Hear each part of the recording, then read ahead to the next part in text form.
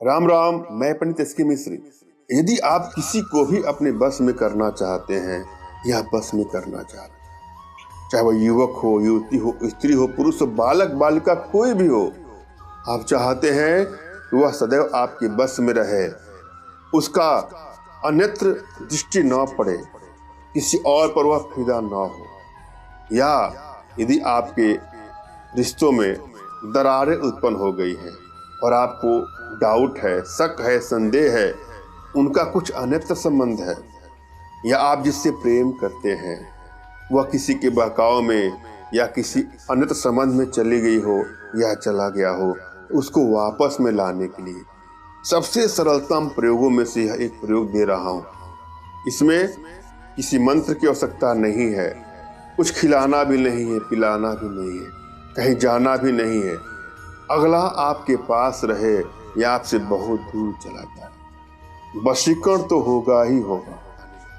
जब भी आप कोई प्रयोग करने जाएं तो प्रयोग के प्रति आपके मन में सच्ची श्रद्धा, विश्वास होना आवश्यक है। और जब कोई प्रयोग करने जाएं तो अपने चेहरे पर एक स्माइल लाना है, एक प्रसन्नता का भाव लाना है। आपके मनो मस्तिष्क में तनाव की लकीरें नहीं दिखानी होगी। आपको अंदर से स्माइल, अंदर से खुश रहने का प्रयास करें। हालांकि यह भी सत्य है कि जब वशीकरण का प्रयोग हम करने जाते हैं तो हमारा कुछ बिगड़ जाता है, तभी करते हैं। कोई रिश्ता आपसे टूट करके बहुत दूर चला गया, दूरियां बढ़ती जा रही है, बात बात पे लड़ाई झगड़े, तनाव का माहौल बनता जा रहा है, उस समय हम वशीकरण का प्रयोग करते हैं। अब प्रश्न यह उठता है कि हम खुद तनाव में हैं तो अपने चेहरे पर प्रसन्नता के भाव कैसे लाएं? लाना होगा, प्रसन्नता का भाव लाना होगा। आप किसी को बस में करने जा रहे हैं तो पहले अपने आप को बस में करने की कला भी आपको सीखनी होगी। अंदर से मुस्कुराहट का भाव सीखना होगा। गहरी गहरी सांस लीजिए और सोचिए कि आपके पास कोई गम ही नहीं है। और गम होगा कैसे? आप एक ईश्वरीय सत्ता के प्रतीक हैं। आप में भगवान का अंश विराजमान है। ईश्वरीय सत्ता, ब्रह्मांडी ऊर्जा आपके अंदर है। आपके अंदर इतनी क्षमता है, इतनी पावर है, इतनी कैपेसिटी है कि आप कुछ भी कर सकते हैं।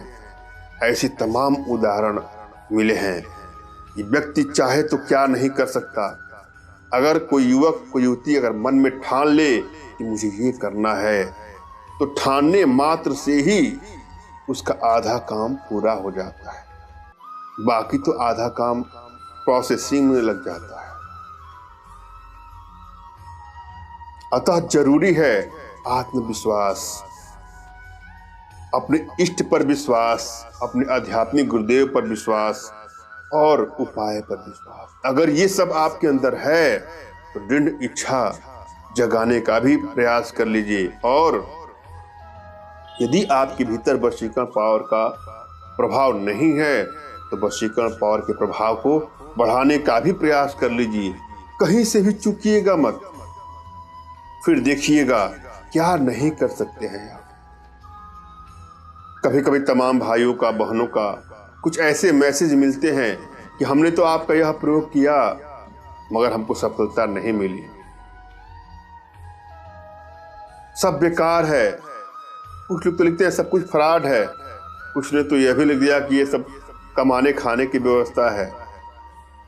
अगर आपके अंदर कमी रहेगी तो डॉक्टर भी आपसे पैसा ले लेता है। अगर आप बीमार पड़ेंगे तो पैसा दे के मेडिकल साइंस में भी चले आते हैं। किसी भी ज्ञान को, किसी भी शास्त्र को, किसी भी मंत्र को झुठलाने का साहस तो देवताओं में नहीं है, विद्वानों में नहीं है। फिर हमारी आपकी औकात ही क्या कि फला टोटका हमने ट्राई किया और वो नहीं हुआ।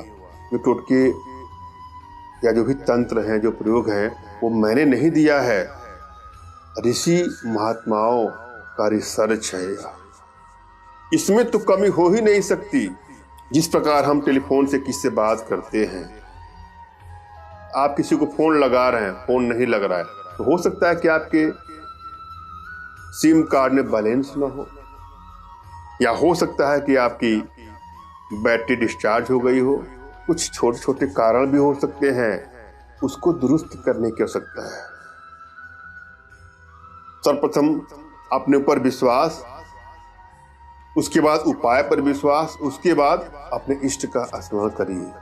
जो भी आपके देवता हैं उनको कहिए, हे भगवान, जैसे मैं भगवान शंकर जी को अगर मान रहा हूं, हे भगवान शिव, मैं यह प्रयोग करने के लिए प्रयास करने जा रहा हूं या जा रहे हूं, कृपया हमको इसमें सफलता मिले, हमको ऐसा आशीर्वाद दें।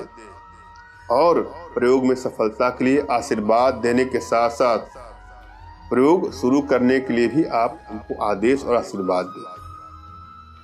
उसके बाद अपने आध्यात्मिक गुरुदेव का भी आपको स्मरण करना है, उनसे भी आपको कहना है, हे गुरुदेव, मुझे इस प्रयोग को करने और इसमें सफलता का आदेश और आशीर्वाद। अब सवाल ये उठता है कि जिनके पास आध्यात्मिक गुरुदेव नहीं है वह क्या करें। एक बात आप जान जाइएगा, आध्यात्मिक गुरुदेव कोई व्यक्ति नहीं होता है। आपके गुरुदेव एक व्यक्ति नहीं है। अगर उनको आप व्यक्ति समझ रहे हैं तो आपका कोई काम होगा ही नहीं। एक सत्ता है, जिस प्रकार आप हैं तो आप अपने पिताजी की संतान हैं, आप अपने पिता से हैं, आपके पिता अपने पिता से। यह एक क्रम बन जाता है जो बहुत दूर तक बना हुआ है। उसी प्रकार जो आध्यात्मिक गुरुदेव होते हैं वह ईश्वर का रूप होते हैं।